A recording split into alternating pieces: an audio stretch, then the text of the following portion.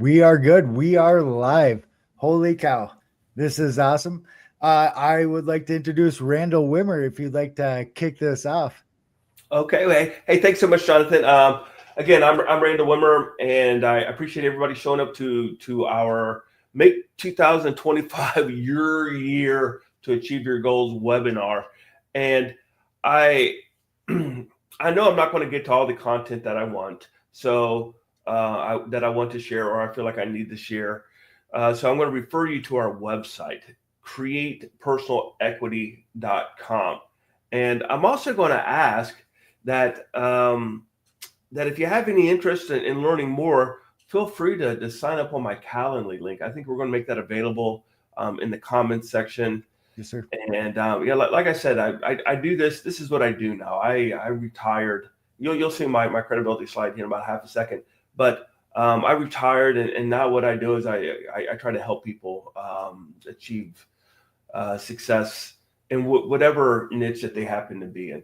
So I don't want to hold up anybody. I appreciate everybody being on time. So we'll get started. And if you're a little bit late, that's fine. We're going to be sending out a recording. So if you missed a couple minutes because you had an obligation and you got here late, no big deal. So let's get started. So this right here is my credibility slide. So that I'm supposed to provide to ensure that you'll pay attention. And it is what it is. But this is not my real credibility slide, but I'm going to give you what's expected of me. I'm a serial entrepreneur, been highly successful in the federal government contracting industry as well as other industries. I've won over $2 billion in federal government contracts. Those company logos to the right of my pictures, those are my babies that I either owned, co-owned, founded, co-founded, led, CEO of, whatever. Those are my babies. And we won over $400 million in those for these companies.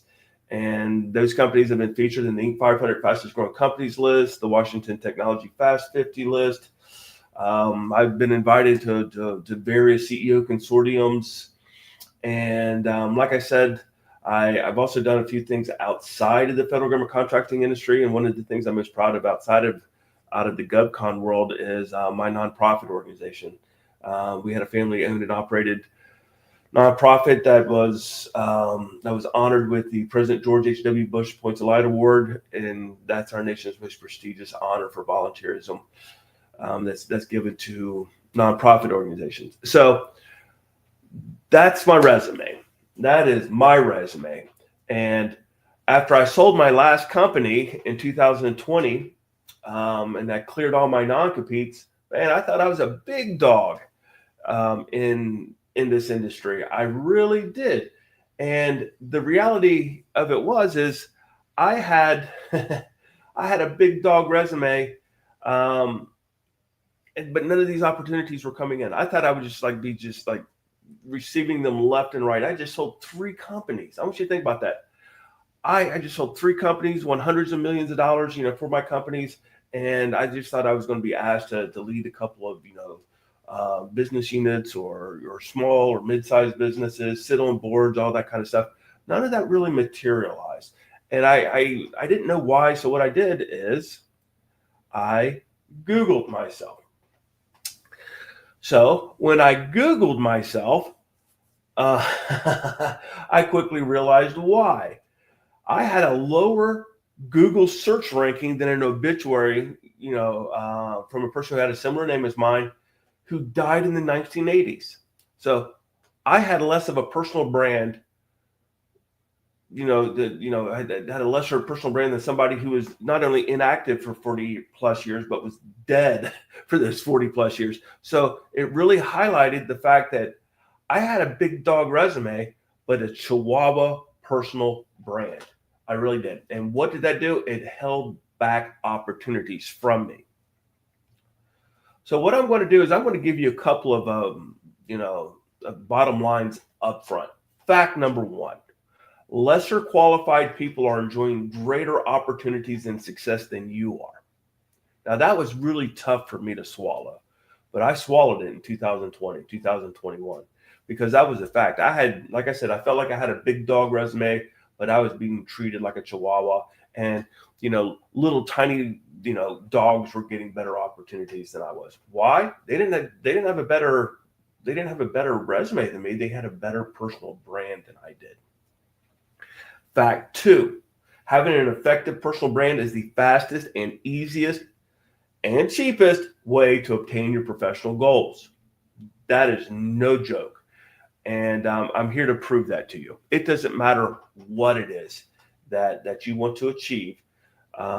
It's going to help you out. Let's say, for example, that you're an entrepreneur or small business owner. I'm not going to read these. I'm not going to read this entire dense slide, but I'm going to throw some highlights to you. 82% of investors research business founders and CEOs online before making a funding decision. That's from Harvard Business Review. More than 50% of small businesses say the founder's personal brand is critical to company success. That's Forbes. 66% of customers say that a founder's online presence affects their perception of the brand. Businesses with a well-known founder are 43% more likely to secure partnerships. Don't believe me? Believe these industry-leading publications. Let's just say you're a professional and you want to make more money. Hey, there's nothing brash about that. People want to make more money to provide for their family better, to give their children and their families better opportunities than maybe they could have beforehand. So there's nothing wrong with that. Somehow or another, there's a bad stigma associated with wanting to make more money. Nothing is wrong with that. Basically, that translates to I want to provide for my family better. You see? So 85% of jobs are filled through networking and personal connections, highlighting the role of personal branding. 85%. That 85% pops up a lot of different places, and we'll cover that a little bit later on. Over 40% of recruiters are less likely to interview candidates without an online presence. Think about that. You have 40% of recruiters out there. They're probably not even going to touch you unless you have an online presence. 40% of professionals say personal branding has helped them negotiate higher salaries. 66% of executives say their earning potential increased with brand visibility.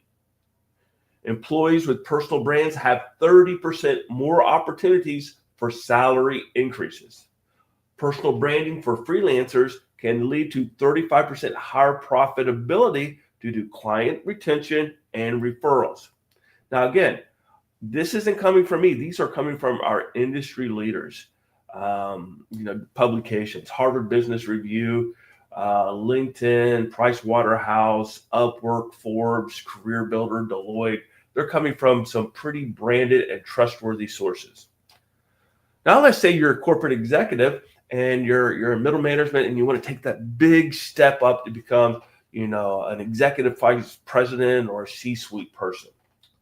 Well, let's see if it helps by having a personal brand to achieve those goals. 83% of board members consider a CEO's personal reputation when making leadership decisions.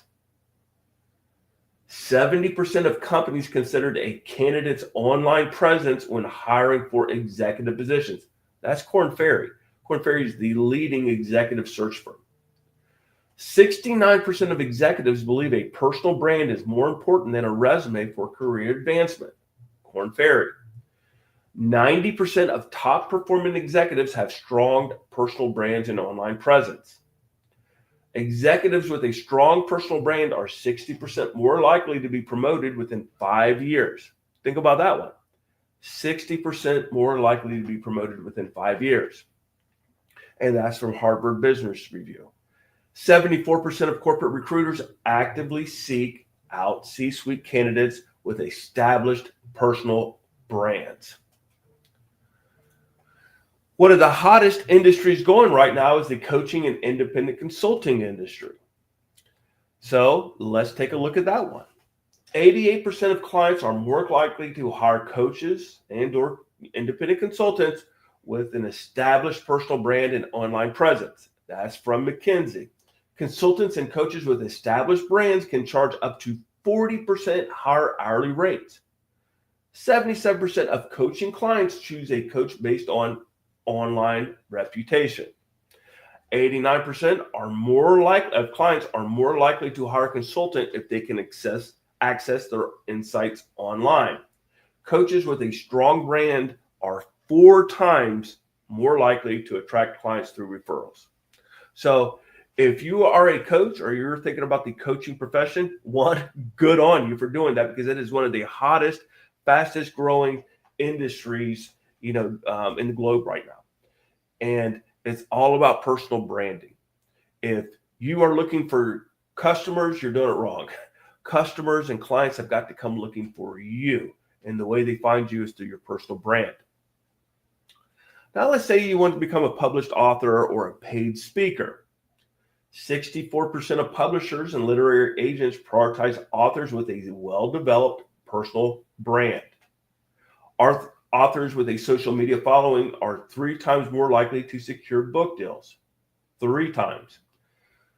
80% of event organizers look for speakers with strong online presence. That's 4 out of 5. Speakers with a strong personal brand have 34% more repeat bookings. Authors with a recognizable brand see 40% higher book sales. 7 out of 10 publishing professionals prioritize authors with proven followings. 7 out of 10. Individuals with a well-crafted personal brand are 45% more likely to receive offers for paid speaking engagements. And I think this one just puts the nail in the coffin here. 85% of TED speakers have robust personal brands, highlighting the importance of visibility for high-profile speaking events. 85% of TED speakers have robust personal brands. I think that says a lot there. Well, what about our real estate agent friends? This is truly their business right here, having a personal brand. 85% of buyers and sellers want to work with an agent who has a good reputation, underscoring the value of personal branding. 88% of consumers trust online reviews as much as personal recommendations, making a strong online presence crucial. Wow, 88% of consumers see no difference between an online recommendation and a personal one. That is pretty staggering in my opinion. 82% of agents plan to enhance their social media presence to grow their business. 82% of them are doing that because they feel like they're going to go out of business if they don't, because they're going to fall to their competitors. Over 90% of real estate agents utilize social media for their business activities. Attending local networking events leads to a 24% increase in property listings for real estate agents. 24% increase by networking. So hopefully I've made the argument that having a personal brand can be extraordinarily helpful in helping you achieve your goals. But what is a personal brand? We haven't really fully addressed that yet. So let's answer that question right now. This is my definition of what a personal brand is. And that is, a personal brand is your reputation within your network of people who can help you achieve your goals. Now, let's say that again. It is your reputation within your network of people who can help you achieve your goals. So there's some major components to that. And I'm going to tell you that if you miss some of those components when you're trying to create a personal brand, things are going to go like crazy. They're going to go bad wrong, scary wrong. So, all 3 of those are integral to a personal brand. So your personal brand is observed. So it's more impactful and believable than a resume where most reviewers have grown skeptical believing what is written. Let's be honest with ourselves. Everybody lies on their resume. Your personal brand conveys intangibles. These are probably the most important traits. We're talking about things like character and likability and willingness to give back and all these things. Those are probably the most important traits that are that are sought after in order to make a decision regarding giving you an opportunity. A personal brand always stays with you as you move from opportunity to opportunity, creating personal equity. And that is different than a resume, which is tied to your past, not your future. Your personal brand projects what your potential is. Your resume just says what you've done. And like I said, it's frequently read with a lot of skepticism. And then your personal brand creates passive opportunities. And most opportunities are filled by candidates who are discovered passively. I'm not talking about the people who are applying for the opportunities. I'm talking about people go looking for these, the decision makers, they go looking for these candidates. And if you don't have a personal brand, you'll never be found. And that's where most of the opportunities are going, to people who are sought after, not the people who are seeking the opportunity. And there's a flip there, and that's a mindset shift. So let's take a look at a side-by-side comparison. Again, your personal brand is not your resume, and that is a very, very good thing, because your resume is read while your personal brand is observed. Therefore, it has more impact. Your resume is read with skepticism. Why? Because everybody lies. Everybody lies on their resume. While your personal brand is more impactful and believable. Your resume omits your intangibles. And let's be honest, how can you really say on your resume, hey, I've got really great character. I'm the best. I'm likable. Everybody loves me. Well, let me tell you something. If you write that on your resume, there's some red flags popping up, because modesty is not one of those intangibles that you allegedly have. So you can't really brag about yourself like that on your resume, talking about how likable you are and how much character you have and all that kind of stuff. You can't do that. However, your personal brand, that's first and foremost of what is observed about you. It's your intangibles, and that is by far the most important thing when you're trying to land an opportunity, land a customer, or just influence other people in any way. Your resume is unknown to almost everybody, while your personal brand is available to everyone to see. Your resume is helpful for only pursued opportunities. And in order for that to happen, you've got to be aware of the opportunity. You've got to be aware of the details of that opportunity so you can customize your resume and tailor it to that. You got to make sure that, when you submit your resume and application, that it's going to be read. Most of the time it is not. And then if it is read, then you're hoping and praying that it's actually read by somebody who can actually translate your resume and align it with the objectives of the opportunity. Again, I want everybody to mentally picture the 5 recruiters that they know of, and then I want you to think, do these 5 recruiters that we're all thinking about, the 5 that are most known to each one of us, are they qualified to read your technical resume, your executive resume? And are they qualified to know if what you're saying on that resume aligns with the job description of what is actually required, not what some hiring manager, fills out in 15 minutes and say, oh yeah, look for candidates who have these search words on their resume. Big difference. And then finally, your resume is a single point of reference. Your personal brand, what it does is it energizes force multipliers, your network. All those people in your network, they're there to help you, and you're there to help them. But we're talking about you right now. So what your personal brand does is it creates force multipliers to help you obtain your goals. Now, you're probably giving me the old the eye roll right now and saying, yeah, I don't know, Randy, but this kind of drives it home a little bit. We've all done this. We've all applied for jobs in the old-fashioned way. We upload our resume and basically it just disappears. Nothing ever happens. When you're looking for that opportunity, you can grow old and die before you ever hear anything from the company that allegedly has, tons of openings that you're overqualified for, but yet you never hear anything about. Now, why is that the case? Well, Here's why. 85% of senior opportunities are filled by candidates who are discovered by their personal brand. Now think about what I just said. 85%.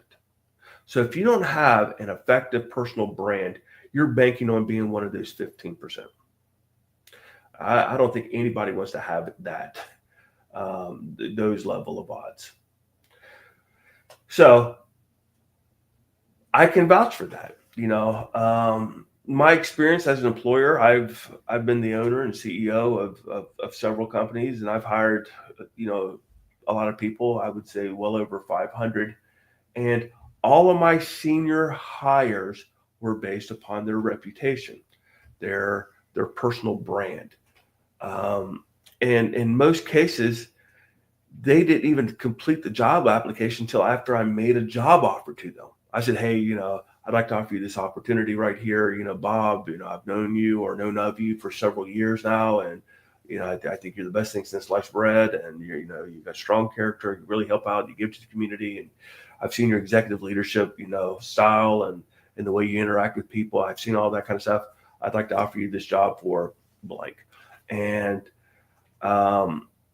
but I need you to fill out the application because we're ISO 9001 certified. Hey, we got to cross the T's and dot the I's. But, I would say I'm hesitant to say all, but I can't think of a single one where I actually had a candidate submit an application. And that's the first time I ever knew of them. It's like, so I'll step up to it. All of my senior hires were done that way. I'm still trying to think of maybe one that wasn't, but I can't think of any. Now, some of the junior hires, we don't know about these people because they're so young, or it's the kind of position where a person typically doesn't create a personal brand. And we've done for the really junior positions, we'll do that off their resume and their job application. But most of the time, we are looking for people. And the reason why that is because most opportunities, they're kind of like this guy right here. I wouldn't want any girl who wants me. You know what I mean? I'm being serious. Everybody who's hiring, everybody who's got an opportunity, what they're trying to do is they're trying to hire up. They want to get somebody that's probably better than what they should be getting. Everybody wants to reach up and get that candidate. They don't want to settle for somebody who applied to the job and he's been pestering you 24/7 about it. And like, man, if you want me that bad, it's like, this is a step up for you. I don't want to give an opportunity to somebody that this is a step up for. I want somebody who's proven he's got it going on and he's my first choice. I'm going to go looking for that guy. And because those guys aren't going to be putting their resume, on your job board. They're not applying for that open position. They're busy being successful right now. So that's kind of, the situation here. And that's why when this 85%, that's why it's happening. If you're looking for a job and you're uploading your resume, you're their second, third, fourth, or fifth choice. It's not their first choice. They want to go look for their first choice. So what you have to do is you got to think of your personal brand as a roadmap that helps decision makers find you for your dream opportunities. You want to make it easy for them to find you. And the way you do that is, having a really strong personal brand. Same way with your customers. You want your customers to find you. If you're a professional coach or a career coach or a lifestyle coach, whatever kind of coach you are, you want your clients to find you. If you're looking for clients, you're doing it the wrong way because now you're selling them something. You want them to come to you for a solution, not to hear that you're selling them something. So that's the value of a personal brand. It's a roadmap, and make it easy. A good, strong personal brand is where X marks the spot. You want them to find you easily for those opportunities. So at the risk of beating a dead horse over and over and over and over and over again, allow me to hammer this point one more time. A personal brand is observed. A resume is read. That is why 85% of senior opportunities are given to candidates with a stronger personal brand, not resume. So, your personal brand is a roadmap. It's a way to validate your credentials, your qualifications, and most importantly, your intangibles. But this is not what personal branding is. Personal branding is not getting clicks. That's what everybody thinks it is, but it is not. Your personal brand must be focused on your professional goals. Otherwise, it's just vanity. You're just a TikTok dancer unless there's a purpose behind it. You just want to get clicks and you want followers and you want everybody gushing on you, all that kind of stuff, but they're not the right people. So, again, you do not want to, maybe you do want to become a TikTok dancer. If that's your goal, then go for it. But if you want to become that C-suite person, or if you want to become a hard paid professional, if you want to become a successful entrepreneur or a small business owner or a realtor or a keynote speaker or published author, or career coach or professional coach, I'm telling you, it's not about getting clicks. And that's how personal brands go bad, because everybody focuses on just getting clicks, and they're not focusing on achieving their goals. Because I'm telling you, going for clicks will give people an impression of you, but it's likely not the one that you want them to have of you. What do I mean by that? And how can that happen? I thought, I've just been talking for the last 25 minutes about how great and wonderful a personal brand is, and, having a network and a following and all this is great stuff. And now I'm telling you that perhaps there's a bad side to this thing, and how can that be?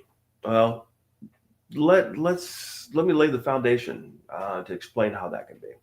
These right here are the top personal branding models: the 3 C's model, the pyramid model, the golden circle, the 5 P's, the authenticity model. Maybe you've heard of them, maybe you haven't. And and I've done a ton of research on these things, and they focus on good things. They really do. They focus on content clarity, consistency, authenticity, and performance. So now the question is, hey, what's so bad about these attributes? How can these traditional personal branding models lead you astray? Well, all of these personal branding models are focused on creating content engagement, clicks, and not your goals. And this is how having that approach can lead to some very unfortunate content. So what do I mean by unfortunate contents? Well, all roads lead to cat videos, and here's how. If you take the attributes and if you follow those models about your content engagement as being your primary, and in many of those models, your only focus, then you're going to come to this kind of understanding here. I authentically love cats. I'm consistent in my message, and my presentation is excellent. Most importantly, my content is performing with significant audience engagement with my cat videos. So the question is does this person have a personal brand? They got a ton of engagement. They got a ton of followers. Their content is authentic. It's consistent. It's well presented. Maybe they're ultra professional in the way they're presenting it, and they're well spoken, or maybe they're doing videos and the videos are like really high, just high value. Do they have an effective personal brand? Well, they're definitely going to leave an impression, but it's probably, again, not the one that they want to have, because this is not the impression that you want a board of directors to have of you when you're hoping to be considered for their next CEO opening. I'm telling you, you're going to get a lot of clicks, a lot of views, a lot of engagement, a lot of followers, but it is going to work against you. So the reality of it is you're going to have 3 personal brands: a non-existent one, a good one, or a bad one. Now, a non-existent one is going to hurt you almost as badly as a bad one. What do I mean by that? If you're not online, if you can't be found, if you can't be observed, nobody's going to take a chance on you because they think you're hiding something, or they think you don't have you don't have the leadership, you don't have the thought leadership, you don't have the subject matter expertise, you don't have the character to be willing to share it, all that kind of stuff. So, having a non-existent personal brand is almost as bad as having a bad personal brand. Now, a bad personal brand is bad. And the reason why is because you have this guy right here, this image of you being a crazy cat lady, instead of being somebody that a board of directors would want to hire to be their next CEO. A serious, high character, subject matter expert, a thought leader in the industry, all this kind of stuff. And, giggling and about cats is probably not the way to convey that. So the reality of it is we all have a personal brand. It's either non-existent, a good one, or a bad one. Now the question is your personal brand helping or hurting you? Because in today's day and age, it's almost an expectation now. And but it's also just an incredible opportunity for you to have too. A personal brand is your opportunity to create your own professional image. You can't mess that up. And everybody has that opportunity. And if you do a great job of it, you are literally, you can project yourself as a Greek god. You really can. But if you don't do a good job of it, you could be either a crazy cat lady, or you could be somebody who's hiding and they're just not willing to take, a risk with you. So you can't mess it up, but sadly, most people do. You got to look closely at this. I hope that's not a self-portrait. I found that on the internet. That's a terrifying picture. So I hope that's not what she thinks she looks like. But the deal is you have an opportunity to create a self-portrait. It's got to be a good one.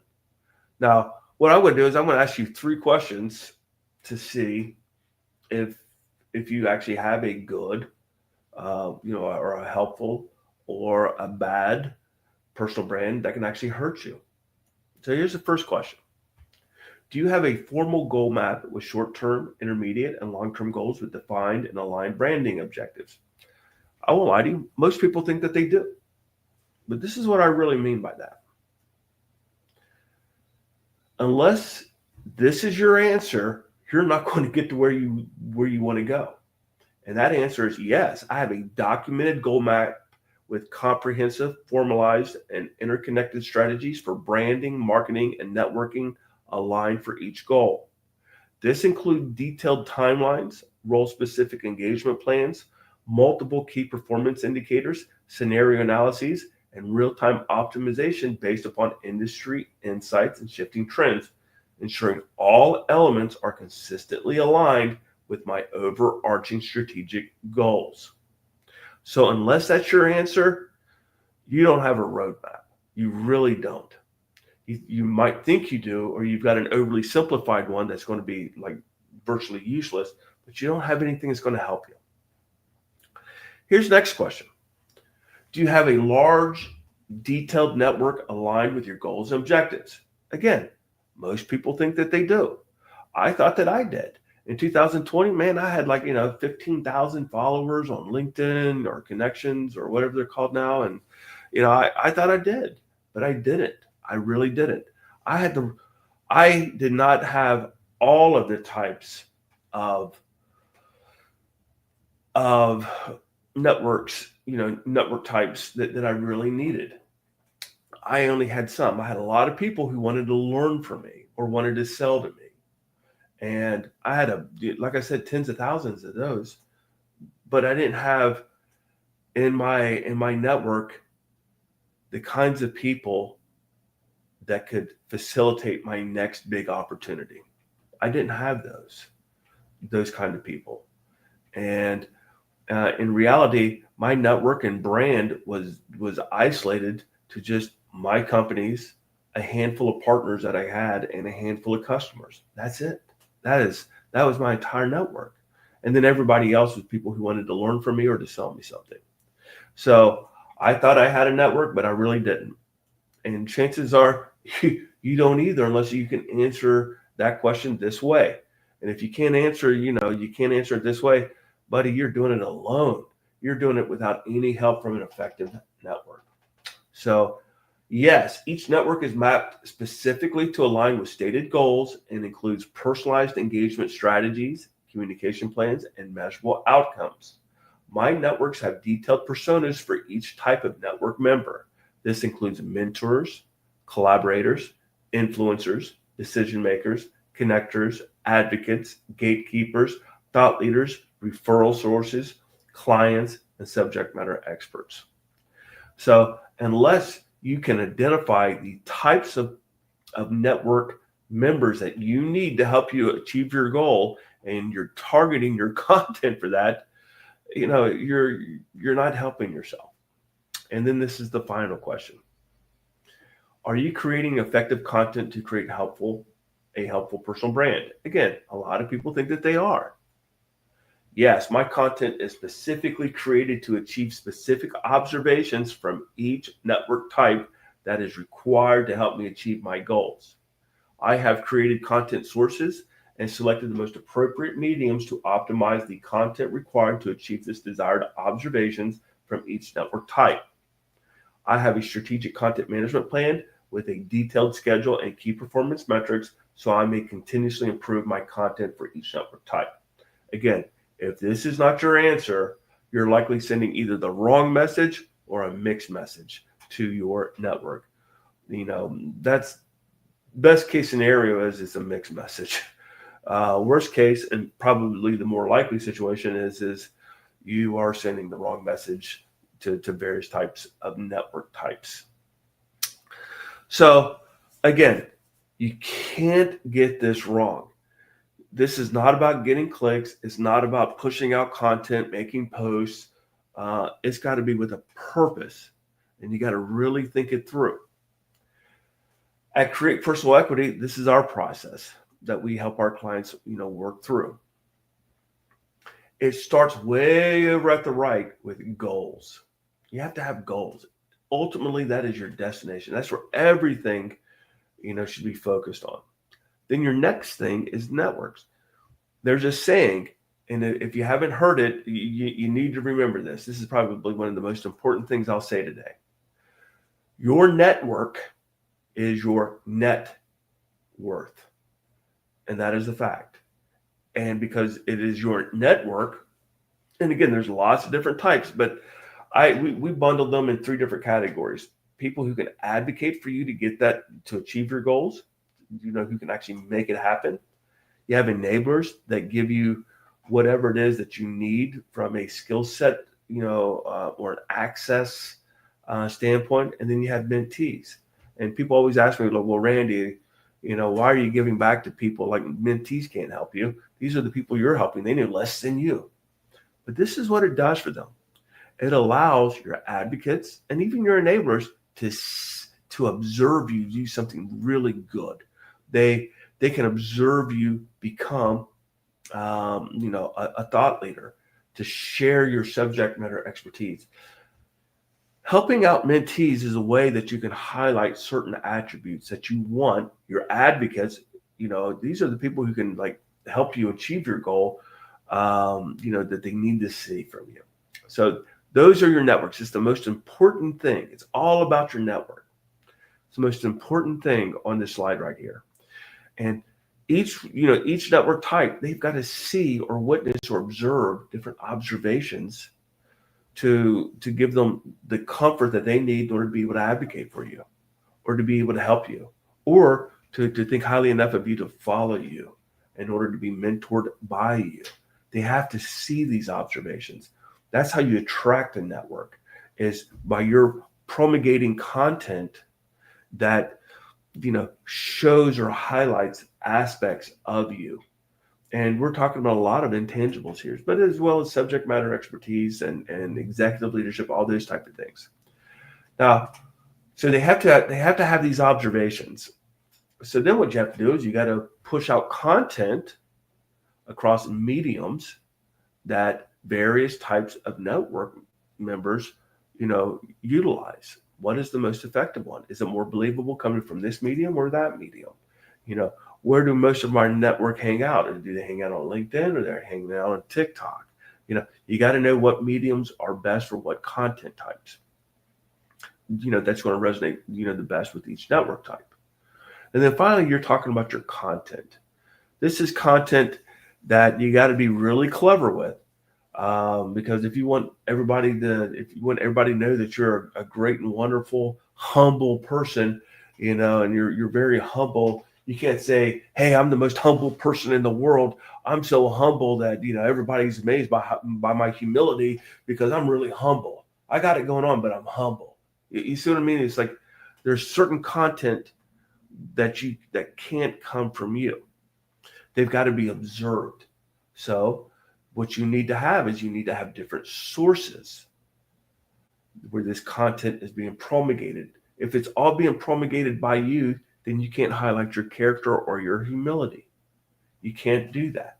So you have to have different sources that enable you to have different types of content about you that's going across different mediums that will allow observations to be made by your network that gives them confidence to advocate for you to achieve your goals or to give you those goals.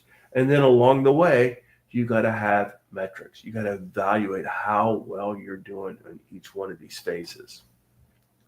So this is like the 50,000 foot level, but this is how it really works. Basically, for every goal and network type and observation that you want to have, what you have to do is you've got to do a mapping. So you've got to come up with mediums and content and sources that can highlight your character.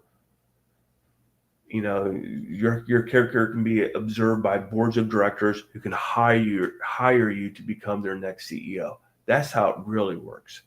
How can I have people observe my high character who happen to be boards of directors, targeted towards boards of directors, so they'll know that I would be a great candidate for their next CEO opening? So how do you do that? Well, this is just a simple example. This is kind of like the 10% solution here. So if you want to become a CEO and you know that character is one of the leading traits, one of the most important observations that a board of director can have of you in order to advocate for you to become their next CEO. So boards of directors are the people that you want to influence. The way you're going to influence them is by creating content, pushing it out through various mediums that they're familiar with, to allow them to observe that your character. So how would we do this? So let's start with you. Anything that you promulgate, regarding yourself and your high character is going to ring hollow. It's going to ring hollow because one, it's coming from you and you're unbiased. Two, it comes across as being arrogant, or cocky or flamboyant or whatever it is. You just can't say, "Hey, I got high character." It's just like saying that, "Hey, I'm the most humble person in the world. My humility is second to none. Check out my humility. I'm really humble. Check me out. More humble than you." It doesn't work that way. So how do we do that? Well, you launch a nonprofit that is relevant to the boards of directors. And then that enables you to come up with different types of content. Advocacies of various issues, pertaining to that nonprofit. Then you get to highlight your nonprofit's positive impact, and how they're making a difference. And that is very subtly, but very obviously highlighting your leadership experience, your success with that nonprofit. And this content is going to be pushed out on various mediums. It can't be from you, via an email or a resume to the boards of directors about how great and wonderful you are. But if it comes, from different mediums, like for example, your nonprofit should have a LinkedIn newsletter that highlights all this advocacy and all this kind of stuff. Your nonprofit should be listed on your LinkedIn page, so it's associated with you. It should have its own website, and the second most visited page on any website is the About page, which talks about its leadership and its mission and your why story. So on that nonprofit organization's website, the About page, it's about your story. It's just like, for example, if you wanted to help out, people with veterans who are leaving the military and who kind of is leaving their reputation behind in uniform. Hey, I'm going to launch a nonprofit organization that's going to help veterans build their personal brand, so they'll be more competitive for jobs and they'll have greater opportunities. And that's and then you highlight your story. Hey, when I was a transitioning veteran, I really struggled because I didn't have this and I couldn't get a job, and I had to overcome it, and now that I'm in a position to really help out people and to mentor them and to share my knowledge with them, I jumped at the opportunity to do it because I want to give back to these people who've given so much. You know what I mean? It writes itself. There's press releases. People take press releases as almost being the gospel. Hell, you write your own press release though, so you can slant that any way that you want. Press releases are written by you, but they have an aura of credibility more so than others. So these boards of directors, they're seeing all this content that's coming out about your nonprofit organization, how you're advocating for it all the time for this such a noble cause. You're sharing your story with it. You're sharing your success leading this nonprofit and how it's giving back to the community and how successful the nonprofit is and taking care of these veterans that we owe so much to and all this kind of stuff. Because, let's just say this is for a federal government contracting company. Well, guess what? Boards of directors of federal government contracting companies, many of those people are flag officers. And I would say most of those are probably veterans. So they're going to have a soft spot for what you're doing, helping out people that they care about. So by doing that, they're not only going to observe your character, they're going to observe your executive leadership, your community involvement, and your influence. Those are all intangibles that are so vitally important. And that's just one source. That's to accomplish one observation by one type of network for one goal. So you're going to have a bunch of these things. How are you going to highlight your subject matter expertise? Well, maybe that's you providing a LinkedIn, newsletter or podcast or something like that to get. So in a very modest way, you're sharing. You're not bragging about your knowledge. You're sharing your knowledge. You got to do it in a way to be perceived that way, to be observed that way. But so you're going to have a lot of different sources, creating a lot of different content, going across a lot of different mediums to accomplish a lot of different observations that your different network types need to see in order for them to advocate for you to achieve your goals. Because these networks, again, you're going to live or die by your network. So again, you're going to do that for each network type observation pairing. Now, here's the rest of the story. I just went off on personal branding models. And hey, we still like personal branding models, and they're a very significant part of our overarching strategy. However,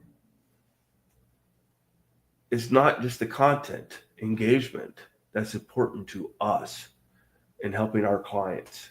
It's our clients' goals. The goals have got to be first and foremost.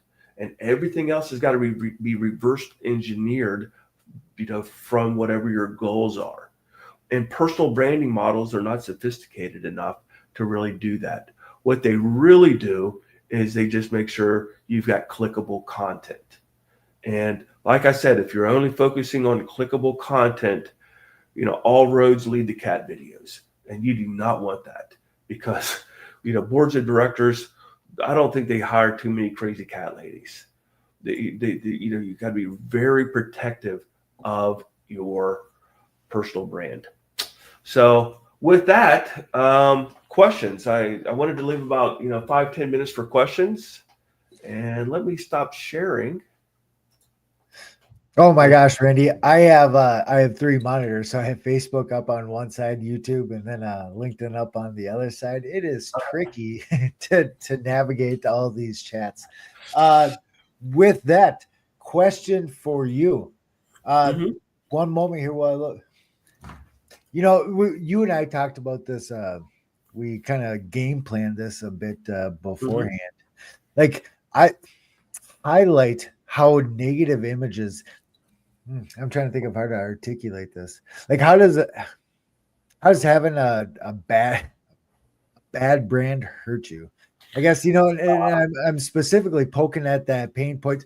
And from my own experience, I Yeah. am a C-suite, and I do hire hundreds of people. You Mm-hmm. mentioned a number earlier, but I research the heck out of people. I deep dive. If it's online, I'll find it.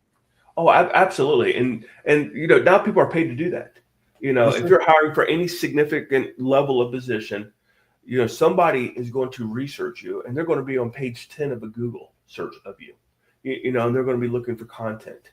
And every single post you've ever done on LinkedIn, it's going to be read. It really is. Oh, Now they've got software that scrapes this stuff for them. So you got to be really careful about the content that you're putting out there, because you're right.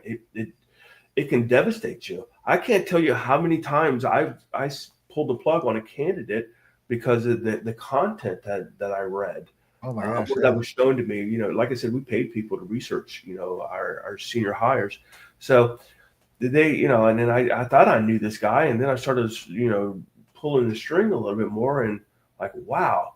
And a lot of this content, let me just say this: we're all people, we all make mistakes, and we all act a little bit differently when we're around the people that we trust and know. And we're a little bit faster and looser with the things that we say, and we're a little bit more guarded in public. I get that, but it's also a lapse of judgment when you let that barrier down, when you're dealing with the internet. I tell my kids, if it's on the internet, I'll even go one step further. If you're typing it in your keyboard, you've got to assume that somebody will see it at some point. Yes, sir. And if you're not comfortable, you know, doing it, and letting the world know. And honestly, I had a simple litmus test. If I didn't want my kids to see it, I didn't do it, or I didn't say it. You know what I mean? Because as a parent, I didn't want them to look poorly upon me. So that was my litmus test. It's like, would I want my kids to read this about me? Or would I want them to read this post? And then, frequently it was like, no, I'll back off of that. So, but they're, talking about a bad brand, we're just talking about specifically the content piece of this thing. You can make bad personal branding decisions across every single one of those phases of our process. Your goal, Accidentally, not on purpose, just by but it's by more not likely following than the not. Yeah. process. Yeah. I tell you what, you're doing it whether you're intentionally doing it or not. Yes, sir. As soon as you're pushing out content, you're going to have observations. You're going to attract a network. Is it the network that you want? Is it the network that's going to help you, or is it a network that's going to kind of be negatively associated with you, or you're going to be negatively associated with that network? You don't want to have that. So each one of those phases, there are really horrible decisions or choices that you can make. And the worst one that you can make is no decision at all, because you never even considered it. That is the worst thing to do. If you're talking about, what kind of network do you need? Well, let me just say this: you start pushing out some content, and that content is, flavored a certain way, you're going to get a network. And again, that network is going to reflect who you are. It's just like this. I always tell my kids, you are going to be associated with the people that you hang out with. Now, if you hang out with really good, nice, smart, polite kids, guess what? People are going to think you're like that. But if your network, includes people that have attributes that you don't want to be associated with, you're pushing out some bad content. because your content is attracting the wrong kind of followers, and you don't want to be associated with that. So a lot of people make the obvious and the very easily corrected one, like you pushed up bad content. Shit, we've all done that. See, I even said a curse word right there. Awesome. That was ironic. Yeah, that was ironic. Yeah, I planned that, Jonathan. But you understand what I mean? Like if I got on here and I started cursing every other word, and this content's out there on the internet, it's like, oh my gosh, this Randy, man, he's got potty mouth. We don't want him, around people in this politically correct environment that we need to foster. So that would be bad content. That is by far the easiest kind of content to overcome. How do you do that? You suppress it. You just bury it with better and better and better and better and better and better content. You can't even find the content that I pushed out 3 years ago now. You can't even find it. It's still out there, but it is so far down. And now it looks like, in this world of deep fakes and stuff like that, like saying like, he's probably not even his. You know what I mean? Because like 99.9% of everything else he says is really good. And then we got this bad, this bad stuff over here. So that's the easiest. It's the easiest to correct. And that's bad content out there. The hardest one to correct is you got a bad network. That's the worst one, because you got all these people and they linger, and you're trying to get rid of them, or you're trying to start, fresh, and they keep on coming back. It's just like that bad penny. It's like it's like the drunk cousin that keeps on showing up at the holiday events. It's like, I'm bringing over my date. I don't want drunk cousin Alvin over here passing out on her. You want to have a good first impression, but your cousin there is not helping you out much. Randy, we are in our last 4 minutes here, and I'd like just to toss a situation at you. And for the audience, Randy and I didn't talk about this ahead of time. I have bad stuff, hypothetically. I have bad stuff on my profile. How would create personal equity? What are you guys going to do for me? Like what's the next step for those that have stayed on this call long enough? And you and I talked about this ahead. I've had a bunch of people reach out to me and ask me about this problem. Like it's a thing. Well, there are tricks. It depends on how severe it is. If it's a very severe, you woke up one day and you say, what, maybe I shouldn't be a racist, sexist pig. You wake up one day and but it's a real thing. Yeah. Or honestly, I'm going to share this with you too. Depends on what kind of jobs you're pursuing or what type of opportunities. If you have a very strong political affiliation, it's just as bad. Why? Because 50% of the people are going to hate you for it. So now you wake up and you say like, man, maybe wearing that MAGA hat and, all the time, maybe that's a bad thing. Or maybe my he, they, it, pronouns, maybe that was a little bit too, maybe I was a little bit too woke, or whatever it is. I'm not going off on either political paradigm. What I'm trying to say though is if you go too severely to one camp or the other online, 50% of the people are going to hold that against you. 50%, and you know what? It changes. Like it may be the hottest thing in the world to be throwing around pronouns today and advocating for X, Y, and Z. But in 2 or 3 years, people are saying like, man, that was the most ridiculous thing in the world. It's just how it works, right? It's just like, MAGA. It's like what? Like, I can't believe that. Like, you were a MAGA, you were voted for.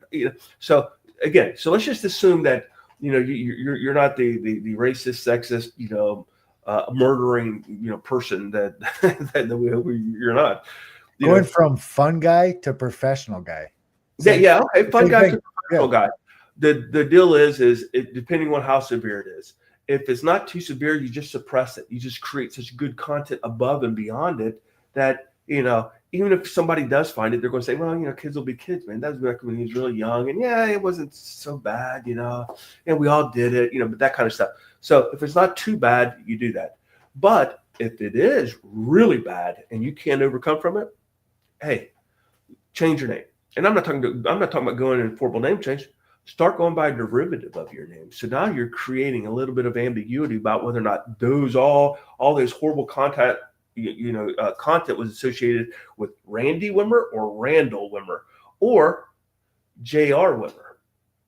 Or actually, Randall is my middle name, because that's a common thing that I would recommend is start going by derivative of your middle name. You haven't changed your name. My name is James Randall Wimmer Jr. My dad was Randall, and I was always known as Little Randy. So, now that I'm older and stuff like that, it's like, people always say like, oh, you need a little bit more professional sounding name than Randy, So I go by Randall now. But if I had an issue with Randy Wimmer, which I don't, I had no personal brand with Randy, but now I've completely rebranded more or less as Randall Wimmer, and I've created a new identity by just going by my middle name, a derivative, a derivative of my middle name. So, like Jonathan, you could be John or Johnny or whatever it is, and you could and now people are wondering whether or not hey, is that Jonathan and Johnny the same person? Because Johnny doesn't act like Jonathan did. Jonathan was an asshole. He was. Johnny guy, he seems like likable. They can't be the same person. So there are little tricks like that you can do as well. Oh my gosh, we are at time right now. I would still like to kind of connect the dots from our service, create personal equity, to the problem, right? So the problem is, well, I'm gonna describe two different problems. We just described one. There's like the evolution of post, starting off when you're not professional and now you're professional and you got to do something about that. Well, the other one is I am a professional and I want to become the best professional. I want to be the king of the mountain, and you can't do that in isolation. You can't do that without an online brand, right? Like, let's say you already have the baseline of the average kind of branding, the normal person, but you want to be an excellent person. You want to be the best in what you do. Let's speak to that a little bit. How will we as Create Personal, these are all loaded. You know what, we're going to follow the path that I followed and that you helped me with, Jonathan, because like I said, in 2020, I just sold my third company in 5 years. Third company. Yeah, after, those companies doing hundreds of millions of dollars in contracts, and the third company, I had won awards. All the companies were, on sold it for a lot. You were super successful. Yeah, it's like, so I had a big dog resume. Oh my gosh.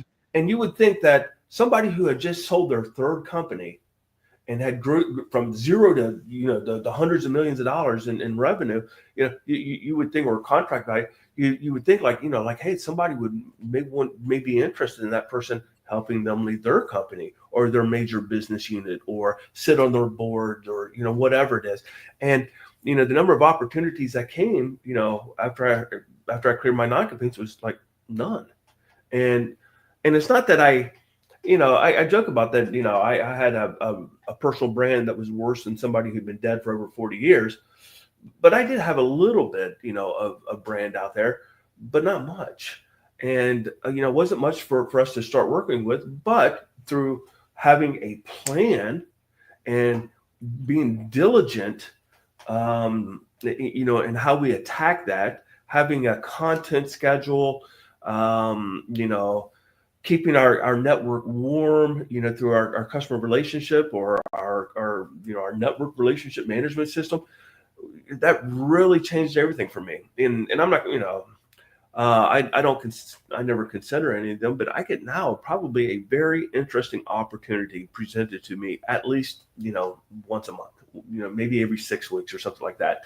And these were the opportunities that I expected in 2020 when I was like really relevant and, just right out of the industry. But now I'm getting them, 5 years later. Why? Because I have a personal brand. I'm recognized as a subject matter expert in federal government contracting. I'm seen as somebody who's giving back to the community through these social impact companies. And so, you know what I mean? It's like, it's very doable. But if you don't have a plan, best case scenario is it's going to be unhelpful. Worst case scenario is you're going to shoot yourself in the foot. You really are, because, putting content out there, it's going to leave an impression. Whether it's a good impression or a bad impression, well, that's to be determined. So, just, like I said, the best case scenario is you do it ineffectively and it doesn't help. The worst case scenario is you're really screwing yourself up and you're taking options off the table. So, there really is no one single thing. It's a whole bunch of little things that you have to do. And oh my gosh. Yeah, it's like, no, go ahead. Okay, well, just for a moment here, I'm going to take the reins just a tiny little bit. I know personally, so I'm a LinkedIn top voice. I've had the opportunities to speak with a lot of the 1%, as high as you can possibly go Mhm. because of the personal brand that I built. Well, And okay, then can I yes, just sir. add Yes, something right sir. here? For those of you who don't know, there's 300 LinkedIn top voices, period. 300. There's over 1 billion LinkedIn users, and Jonathan is one of those 300. Yes, He sir. has the same LinkedIn status as POTUS, President of the United States, and other world leaders, as well as some of the most famous celebrities that you can imagine. You know, he has the same status, has the same level of success as those people, same followings. He's a boxing coach on the side, and he's got his professional life, and then he's got his fun life, which is boxing, and just his fun part of his life. He has got like 80,000 viewers, dialing in. They stop whatever they're doing. On Thursday. Yeah, on 80,000 people believe that watching him is more important than anything else that they can have going on in their life. And they're That right. is how influential Jonathan is. So go ahead. So I just wanted people to All right. understand when you say you're a top voice, what that truly means. Oh my gosh, and that's where I was going with that. So I'm at that spot now, where we have 500,000 people that are watching my boxing channel, right? And yeah, how did I get there? By making every single mistake you can possibly make. The Thomas Edison, one way to was I can't remember his saying, but he found one light bulb by making 10,000 light bulbs that didn't work. Yeah, I don't remember. Oh, absolutely. It's so true. It's like, and the deal is, again, the reason why I'm such an advocate for coaching, because I guess I never really thought of myself as a coach, but I guess I'm a coach when it comes to like government contracting academy. Yes, I help aspiring entrepreneurs and small business owners in the federal government contracting industry. And the reason why I'm able to do that is because it took me 8 years to figure it out. During 8 years, I had like minimal success. Minimal. I'm talking, this is how bad my success was.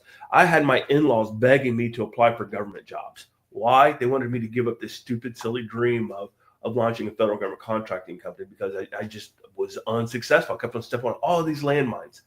So what I was able to do is I took 8 years of stepping on landmines, trying to cross that entrepreneurial minefield. And now what I'm able to do is I'm helping people learn those lessons in 8 weeks. 8 years to 8 weeks. Speeding it up.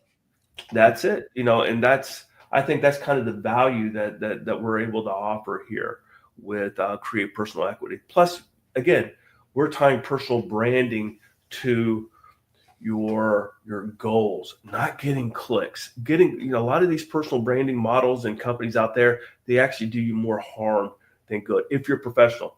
Now, if you're 18, 17 years old and you just want a whole bunch of views because it's fun and you got an ego to itch, go for it. But I'm talking if you're a professional and you really truly want to get to that next level, then it's got to be tied to your goals. It's got to be.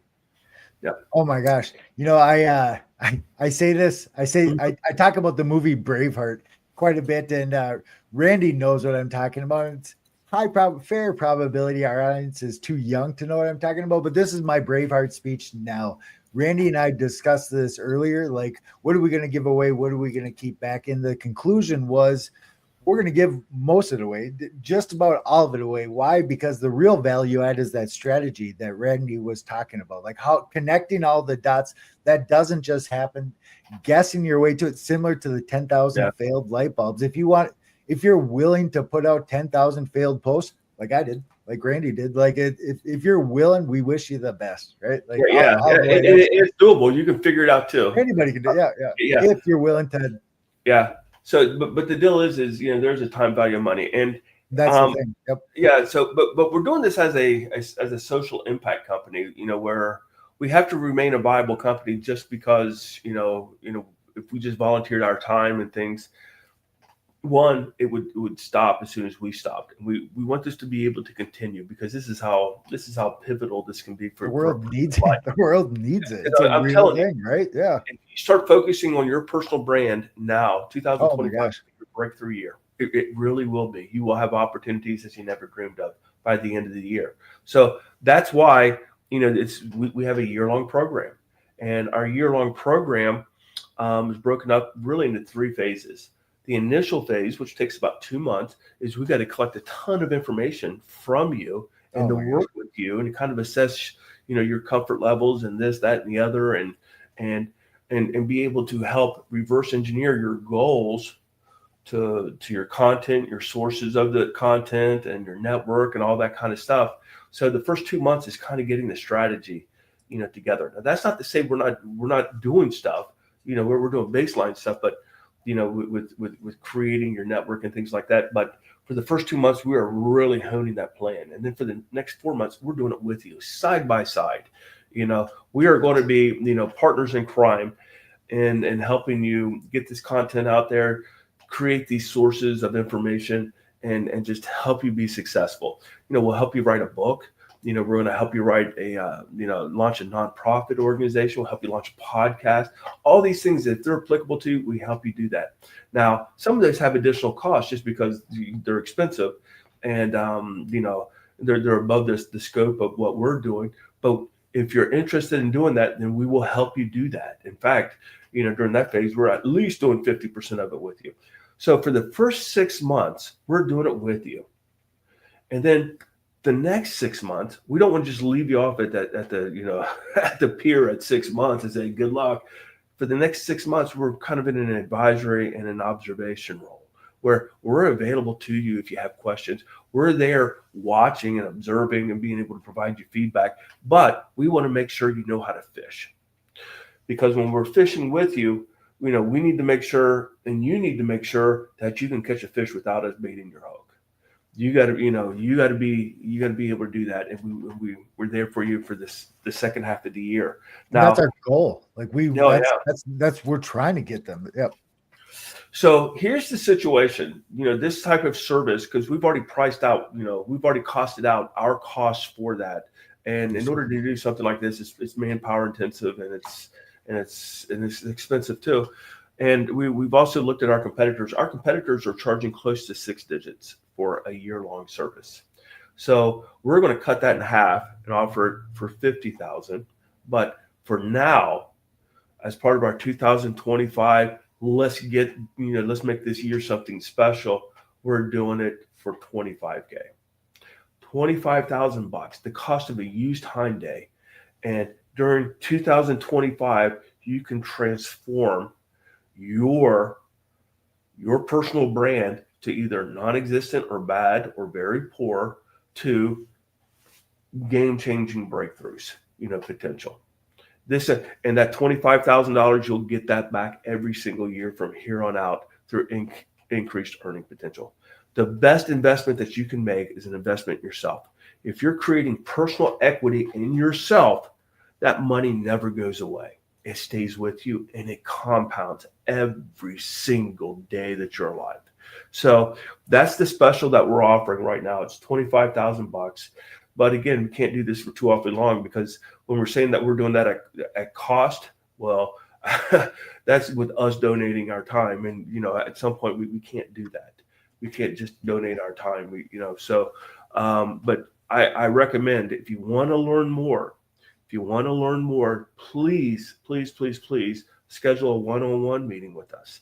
I believe the link, I believe it's. Yep, we've included. Yep, it's in there. So again, please schedule time, and what we'll do is and even if you just have questions about personal branding and you say, well, I can't afford it, right now, but whatever it is, again, this is a social impact company. Half of our mission is is for the social cause. We want to help people. We just need to make enough money to remain viable. But our primary focus is really to help people. So if you have questions, give us a shout.